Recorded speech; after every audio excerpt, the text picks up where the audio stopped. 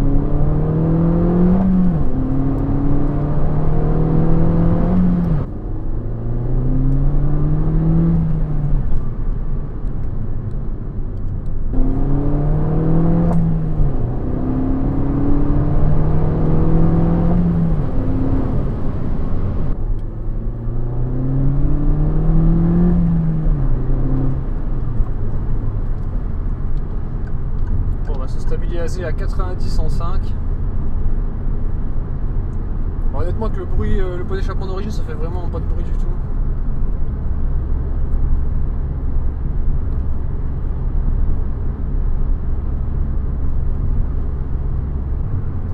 On va se mettre à 90 en 6.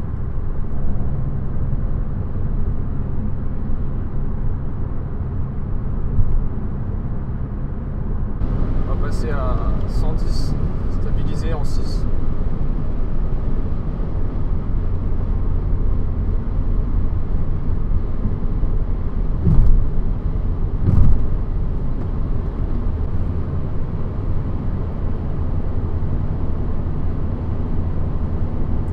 Alors là c'est pas dérangeant du tout, on va se mettre à 130.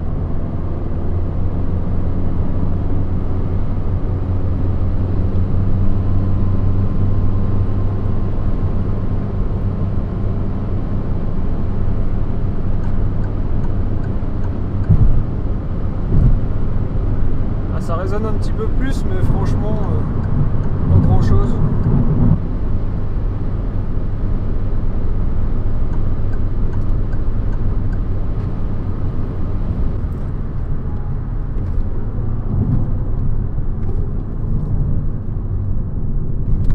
Le talon pointe, on le distingue très peu.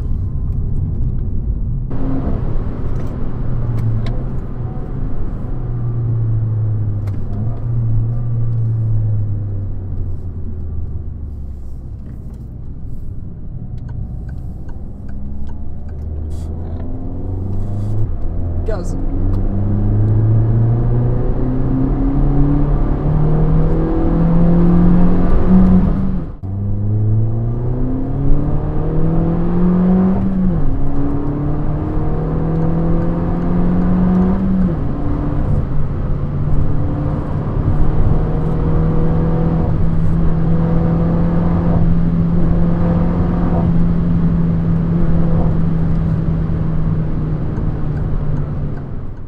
Donc mon avis sur ce tube, eh bien au premier démarrage j'étais pas fan, je trouvais ça trop discret, puis ensuite en roulant, je trouvais ça toujours trop discret. Au final en tirant un peu dedans, on passait les 4500 tours, quand on relâche les gaz, il y a un crépitement qui est fort sympathique. Après c'est vrai qu'à 3000 tours il y a une résonance dans l'habitacle. C'est dommage parce que c'est tout pile là où on roule à 130 km/h. Je n'ai pas suffisamment roulé pour que cela me gêne, mais bon, elle est là, faut pas le nier. On dit que l'inox gagne en sonorité avec le temps, donc à voir. Moi je trouve ça plutôt discret, puis ça plaît à mon pote, donc c'est l'essentiel. Au niveau des performances, j'ai pas pu ressentir, pour le peu que j'ai roulé, de différence. Sur le 60 à 120, sur l'image, on ne voit absolument pas de différence.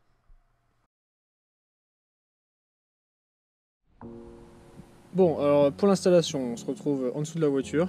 Donc je vais déjà anticiper, je vais déjà mettre du WD-40 sur les vis pour pas être embêté quand je vais démonter les attaches.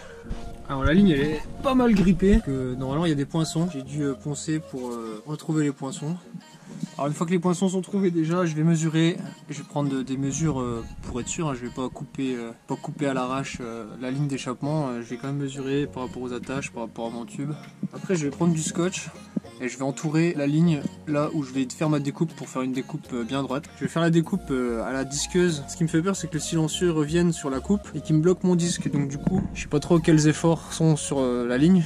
Donc j'ai calé avec du bois le silencieux pour le maintenir vers le haut. Bon voilà, j'ai fait mes mesures, j'ai décidé de placer la coupe 2 cm après le poinçon, côté sortie d'échappement. Sur le manchon qui est préformé sur le tube, il y avait plus de place. On verra bien ce que ça donne, au pire je recouperai, je ressouderai. De toute façon une fois que le silencieux est sorti, je peux le souder. Bon allez, on attaque.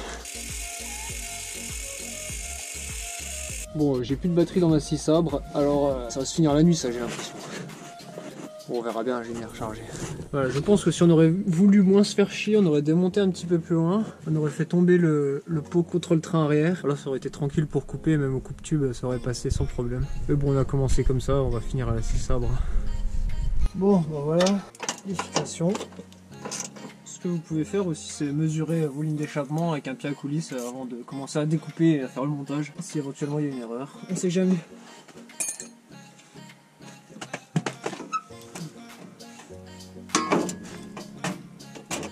Voilà, on sort la bête. Puis je mets un petit coup de papier de verre, ça enlèvera les bavures aussi. C'est un manchot femelle qui vient sur le tube là.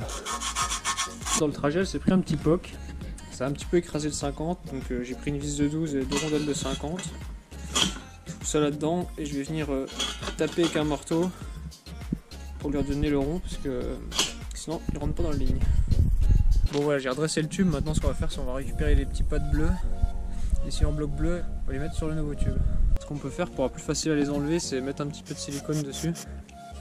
Ils seront plus faciles à sortir.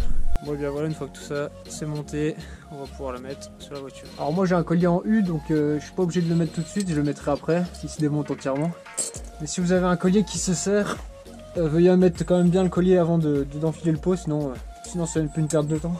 Ce que j'ai fait, c'est que j'ai mis, vu qu'il faut le tourner un peu dans tous les sens, il touche un peu le diffuseur, donc ce que j'ai fait c'est que j'ai mis mes gants sur les sorties pour ne pas abîmer le diffuseur. Voilà, je suis en train de l'ajuster au plus juste, je suis un peu maniaque, hein. Je préfère que ça soit tout bien mis.